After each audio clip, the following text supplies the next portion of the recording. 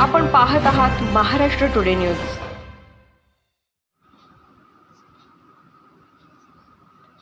गोंदिया जिल्ह्यातल्या गोरेगावमध्ये अवैध गर्भपाताचा प्रकार घडला आहे। नितेश वाजपेयी असे या बोगस डॉक्टराचे नाव आहे। त्याने कोणतीही परवानगी न घेता बोगस दवाखाना उघडला आहे। या दवाखान्यात अवैध गर्भपात केल्याची घटना उघडकीस आली आहे। सरकारने बोगस डॉक्टरांचा सुळसुळाट रोखण्यासाठी अनेक बोगस डॉक्टरांवर कारवाई केली। अशातच गोंदिया जिल्ह्यातील गोरेगाव येथे नव्या हॉस्पिटल चालवत असलेल्या डॉक्टर नितेश वाजपेयी यांनी बोगस दवाखाना या ठिकाणी सुरू केला। यात विविध प्रकारचे डॉक्टर या ठिकाणी येत असल्याचे त्यांनी बोर्डावर दाखविले आणि या दवाखान्यात तो डॉक्टर म्हणून गेल्या 6 महिन्यापासून कार्यरत आहे। आपल्या नावासमोर MD, DNB अशी उपाधी त्याने लावली आहे।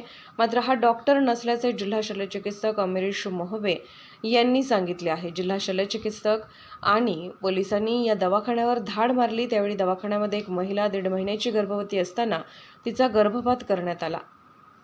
दवाखान्यातच महिला उपस्थित होती, त्यामुळे या दवाखान्यामध्ये अवैध रूपाने गर्भपात केला जात असल्याचा प्रकार गोंदिया जिल्ह्यात उघडकीस आला।